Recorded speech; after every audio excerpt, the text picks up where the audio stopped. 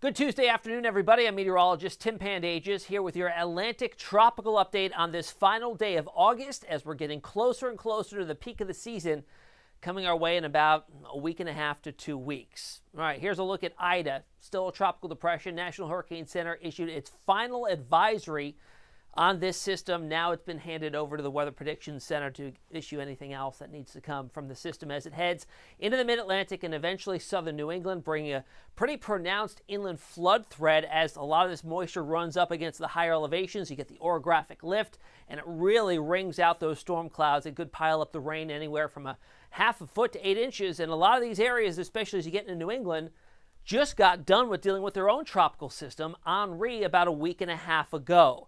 We're down to northeast winds at 15 miles an hour. That's the direction it's moving in, so it's picking up that forward speed after it slowed down to around 10 miles per hour just about a day after landfall. Plenty of tropical moisture still with this system. Not so much of a wind threat anymore. It's just a flash flooding threat as that orographic lift with that enhancement from the mountains. Flash flooding threat there. Watches are all the way up from the Tennessee Valley all the way up in the eastern portions of Pennsylvania and then southern New England for that threat through the end of the week. Now, rainfall totals, as I mentioned, could get pretty impressive here, especially in western Maryland, eastern portions of Pennsylvania, northern New Jersey, and western Connecticut, all areas that saw over a half foot of rain from Henri a week and a half ago. Now, even though the storm, Ida, has moved on through, made landfall now over 48 hours ago, skies have cleared, the rain has ended, floodwaters have receded in some locations.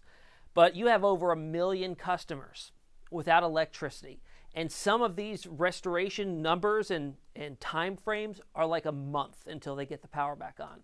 It's still the end of summer here in the Deep South. Very hot, very humid. You take out electricity from the equation, air conditioning, you've got heat advisories, and a lot more of the population will now be susceptible to heat illnesses, especially all of those working to clear the roads of the debris, repair buildings, repair roadways, all going to be subject to temperatures that feel like it's 105 or hotter. And that's not only today, it's tomorrow and likely several more occurrences until the lights can get back on and air conditioning can start working again.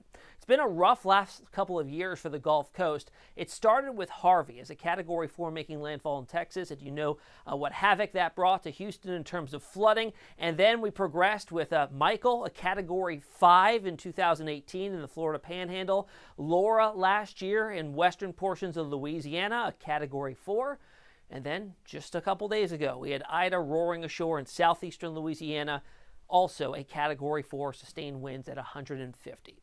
Now, when tropical systems move through the ocean, the warm ocean waters are the fuel source. And after they roll on through, we can usually see the representation of their extraction of that heat energy from the ocean portrayed with the scars of the sea surface temperatures. Now, what you're looking at here, I've showed you this pretty much every video the last couple weeks, how warm the sea surface temperatures are in the Gulf of Mexico. And if you look closely, you can see the lighter shades of red here, especially to the east of that storm track. Ocean temperatures have dropped anywhere from 2 to 3 degrees. So what storms do is they suck up that energy, the latent heat energy that's present in the warm sea surface temperatures, and they use that for fuel. And that's one of the reasons, one of the factors why Ida got so strong and stayed strong for so long, because these waters just got warmer as you headed closer to the southeast coast of Louisiana. And they're still pretty warm there, but they are significantly cooler than what they were. Still warm enough to support tropical development. You need 80 degrees or warmer, and these will certainly bounce back within the short term, providing more fuel for future systems. But it's always pretty interesting to see that evident scar, even more so on the anomalies. Now, this is compared to average, and the areas in blue are areas that are below average in terms of what the normal sea surface temperature should be this time of the year. And you can see that very pronounced cooling of the ocean temperatures there as it headed closer to the coastline and mixed up the ocean waters enough, called upwelling, that it replaced and sucked out a lot of that heat energy from the ocean there. Now, while we were covering Ida, there were 2 other storms that snuck on in. Julian came and went as a tropical storm, so that's crossed off the list.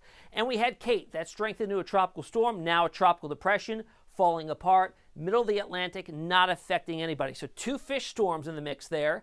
Up next is Larry and Mindy, and I think we're going to have Larry here within the next 24 to 36 hours. Overall in the basin, pretty active. We've got the remains of Ida, what's left of Kate, and then these two tropical waves. One very pronounced off the coast of Africa that just emerged 24 hours ago. Another possibility here with a tropical wave, an open wave right now in the Western Caribbean, the birthplace of where Ida came from, but low chances, 10 to 20% there in the next 5 days. But this one here is now coined Invest 90L. 90% chance of becoming Larry in 2 days, 90% within 5. So it's pretty much assured that that's going to be our next storm. And, you know, the activity out there pronounced because we're so close to the peak of the hurricane season. Here we are on the 31st of October. The 10th of September is the peak. So a big uptick in activity, and it stays quite active through the end of September, even in October, before we start to wrap things up and things really quiet down as the overall pattern in the atmosphere starts to quiet things in the Atlantic basin. We get some cooler air masses, fronts keeping storms out to sea. So we still got some time here, and this season has been quite active so far already.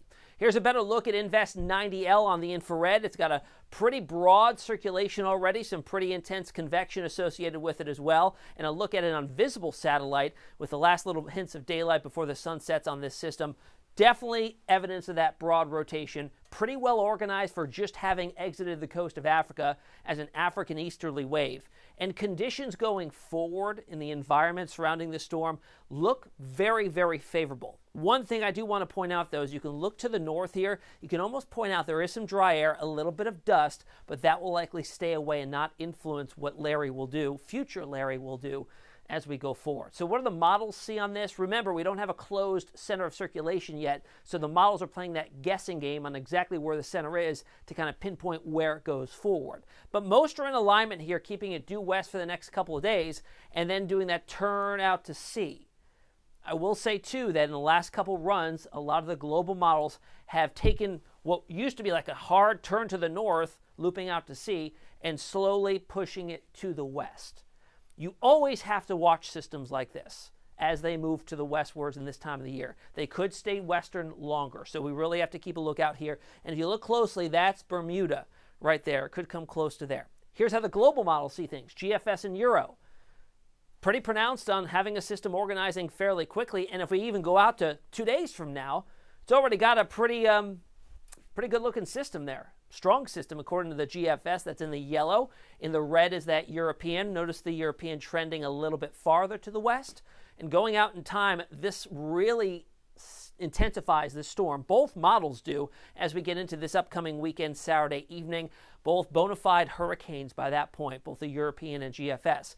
Going out into early next week, so almost a week's worth of time between now and then.